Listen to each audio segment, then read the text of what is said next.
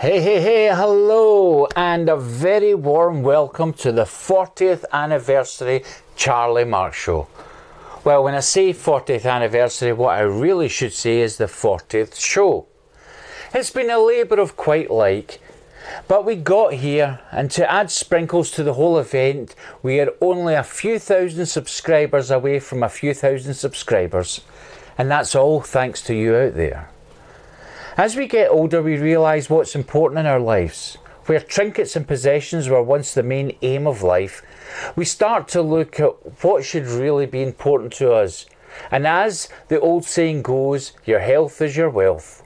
So we thought now would be the right time to support our amazing health workers by getting their view of the conditions our junior doctors are working under.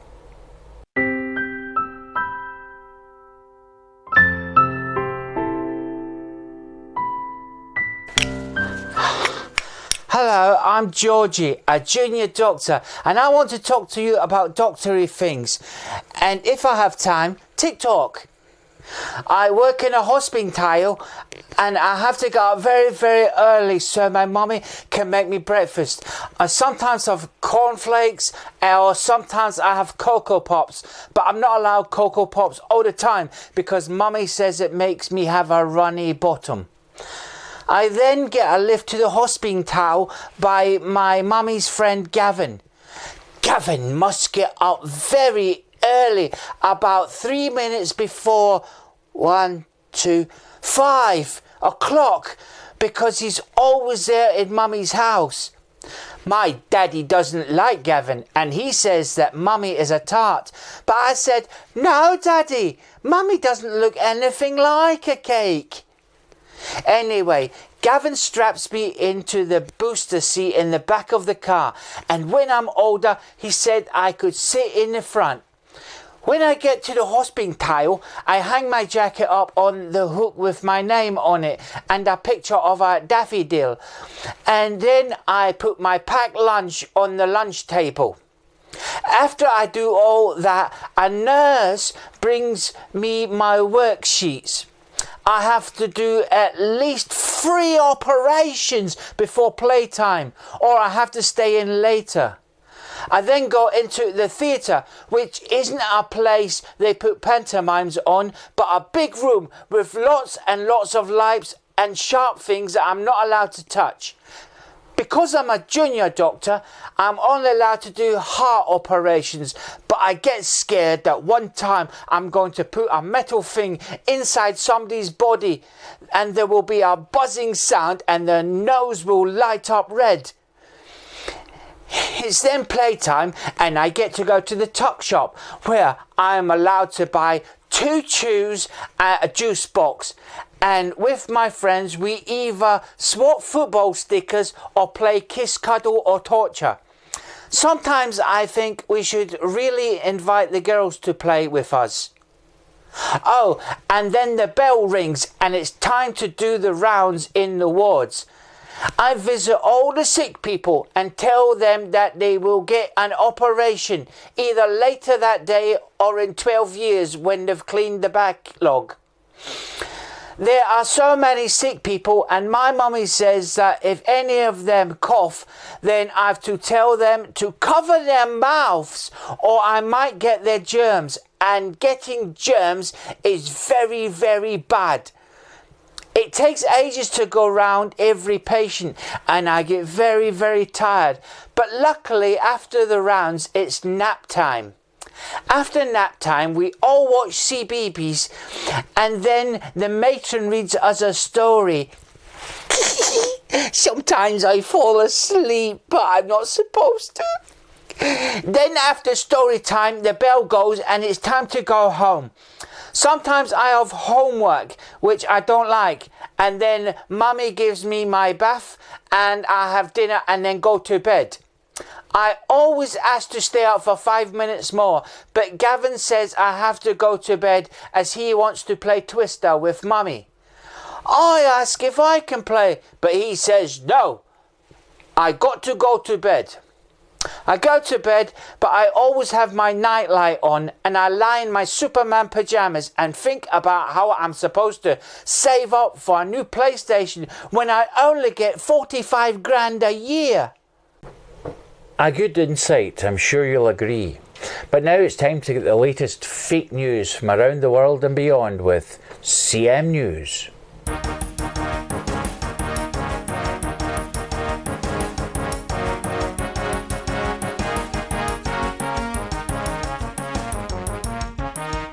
Good evening and welcome to CM News with me, Bonnie Langford. Tonight's top story. Vice President J.D. Vance arrived in Israel this morning to discuss the continuing peace process.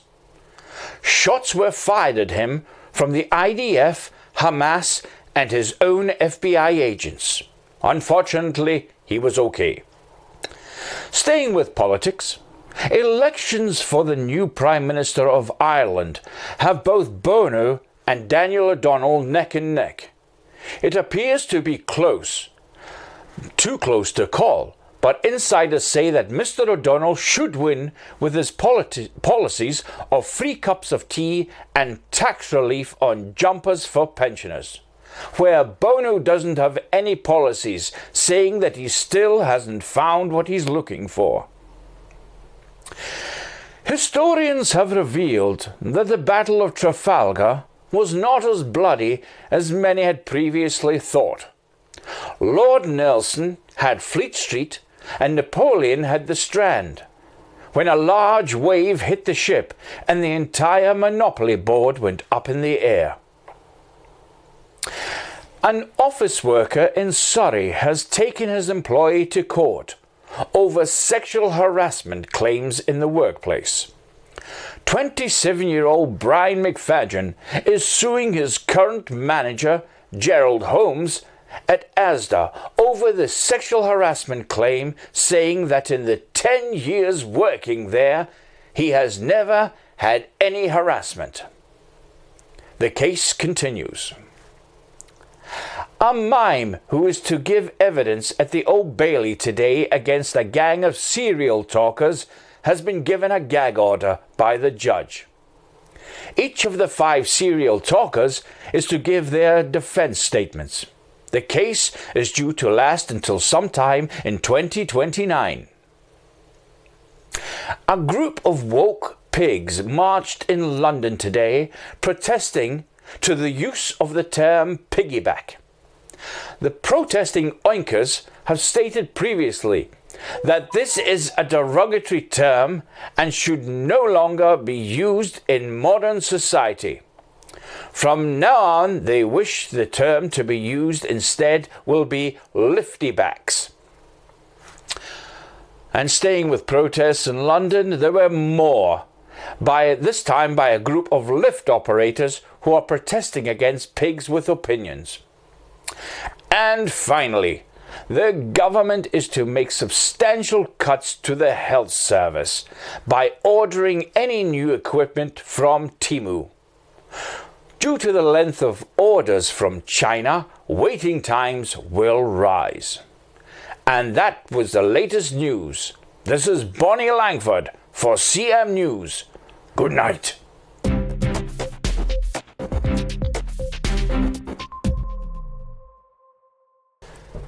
Thank you, Miss Langford, and more from the CM Newsroom next time. But now it's time for more reviews on the latest album with Album Reviews.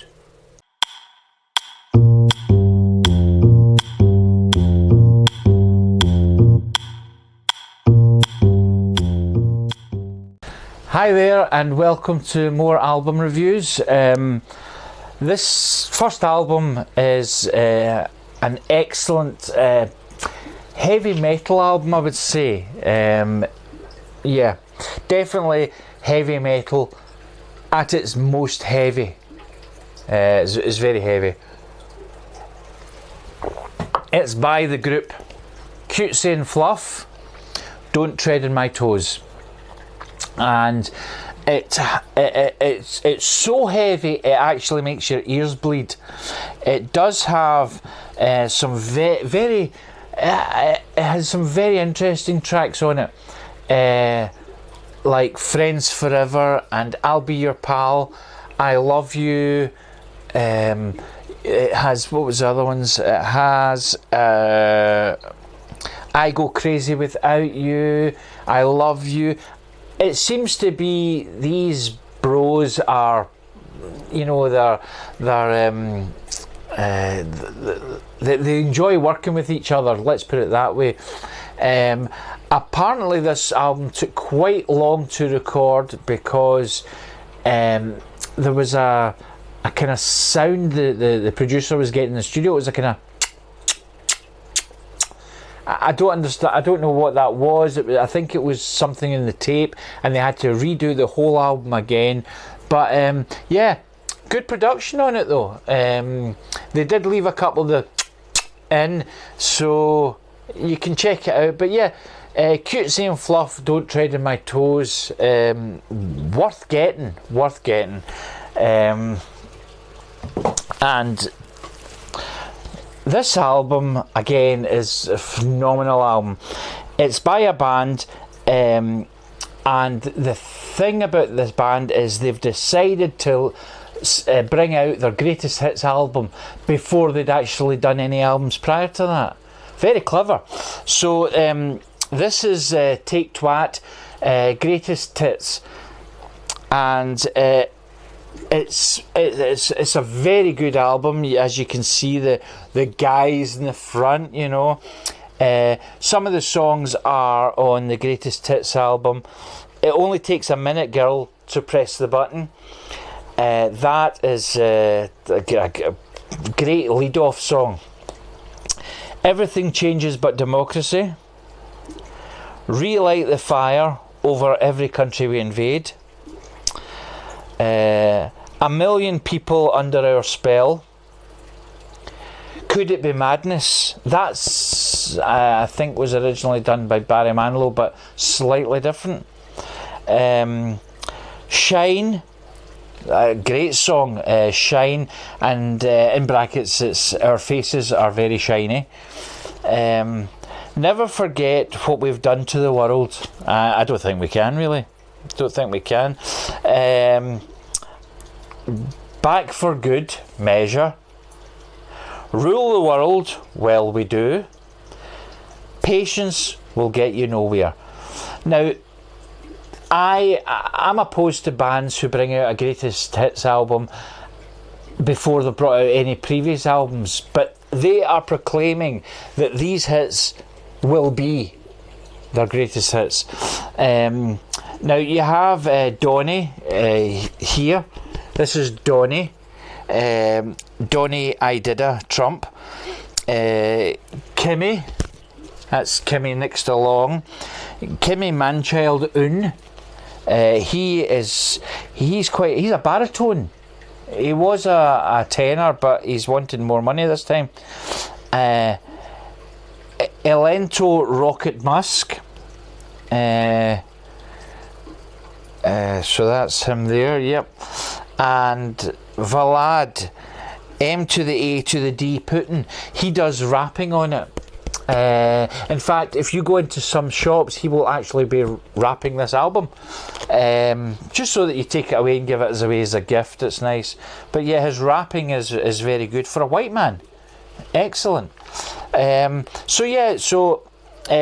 Twat, Greatest Hits is a very good album. The kids will love it. It's very dancey, lots of dancey stuff in it. Some subliminal messages, possibly. Don't want to go into that too much, but yeah, there could be some messages there because they are four kind of formidable artists. So yeah, you can check that out and let me know in the comments what you think.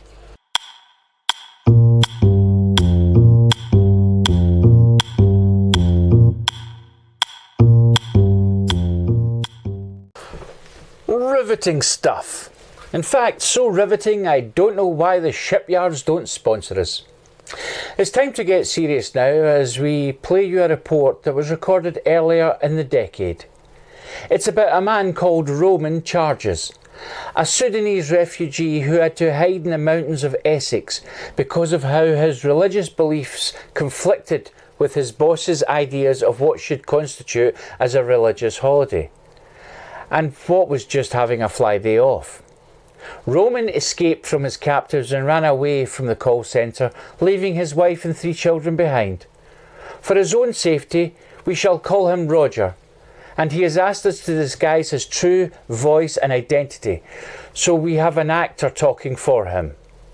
This is Rodger's story.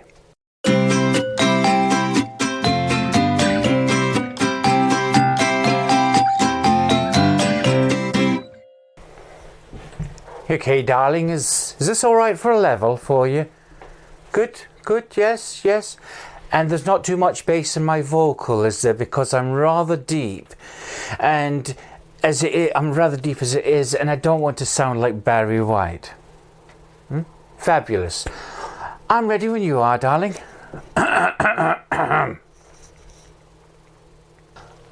I am Roman Charges, and I is from Sudan. It is so hot, we are dying of thirst. Oh, hello. My name's Rodger, and as you can tell from my accent, I'm from a very small village in Sudan. It is absolutely boiling there, and one must make sure that one's skin is properly protected. When I leave Sudan, I go to England to be free from repression and tyranny. Everyone needs a holiday, don't they, my love? So I thought about going to the rural parts of England where I was going to become a tranny. I get job in office and I think my life has become wonderful now that me and my family are safe. The price of women's fashions these days, it's enough to make you faint. Anywho, I was bored listening to her indoors moaning and griping, so I got a wee office job. But boss in office make my life hard by denying me my religious rights to a week off to pray. The boss and I clashed because I wanted time off for Yom Kippur, whereas he said no because he'd already given me a week off for Ramadan. So I say to wife, stay here, and I run away and get enough money to buy a nice house, a car, maybe a PlayStation, and build on a conservatory, and then I come get you. I decided to run faster than I had ever run before. My tears flowed until they left scars on my cheeks. But as I ran, I never looked back, for the fear of the unknown beneath the veil of tranquility hastens to end my life. I take to mountains in village of Essex, and there I hide from my oppressor with only a goat called Harold for company. As my faithful companion Harold and I walked along the edge of the perilous mountain, the thunder roared and the lightning lit up the sky. "Damn you!" I shouted. "Damn you all! You will not have my defeat. I shall remain true to the beating heart, thus which knows only the destiny of true sacrifice." I have been in the mountain for 3 years now. No hope, no motivation, no Harold. Well, I got hungry the day after we left. And thus it came to be that I was at one with the mountain. No sorrow could live my life the way I had lived for these past decades. Beat me, and I will bleed. But call me fat, and I will have my revenge. But thus, the threat of empty promises cannot contain my failing heart. So tired, so lost, never to be found, except by a sound crew of the Charlie Marx show, obviously. Never again will I feel the warm summer grass between my toes. Never shall the day dawn for me, as it once did so many lifetimes ago. For as I close my eyes and take my final breath, I speak no more. How was that, darling? Perhaps too much? I can always bring it back, you know. It's not an issue. No, you're quite happy then? Fabulous. Okay, thank you.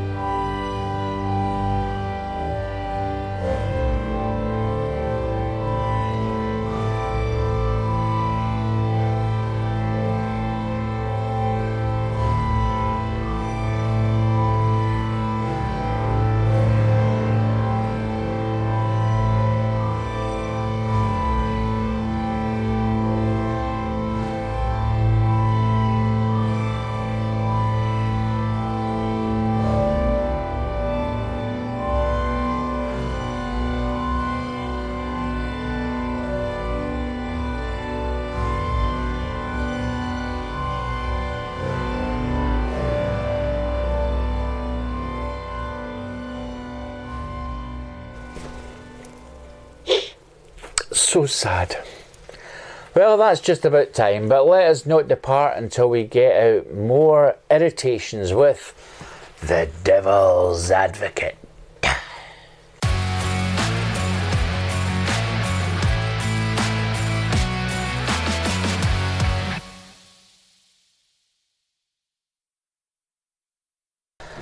How wrong were the old wives? Why didn't they ever fact check their sayings before they opened their mouths? And who were these old wives anyway? I have researched this particular episode of The Devil's Advocate more than any other, and it was the most pointless 10 minutes of my life, as I haven't a clue.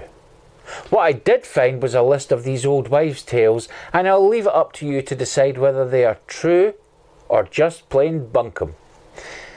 Breaking a mirror brings you 7 years bad luck. No, it doesn't. It just brings you a smack bottom from your parents. A niche palm means that money is coming your way. Not in my lifetime. I believe that an itchy palm means you have a dirty hand and you should wash it. Cracking your knuckles gives you arthritis. Nope. Cracking your knuckles gives you a black eye, as some people hate the sound of this enough to punch you. Feed a cold, starve a fever. Not in my house. There will never be the neglect of eating in my house. Sitting too close to the TV will damage your eyesight. Another false fact. Sitting too close to the TV will get you a sore head from the person sitting behind you as they launch the remote control at your noggin for blocking their view. Garlic repels vampires. This is quite racist, as some vampires are French, and if they were allergic to garlic, they would all be dead. And anyway, surely garlic repels everyone, except of course the one who's eating it. You can predict the gender of a baby from the woman's baby bump. This was the case in the old-fashioned days when there were just two genders, but now predicting a tree or a cat can only be done when the child is old enough to be influenced by social media. And finally, chicken soup is the cure for all ailments.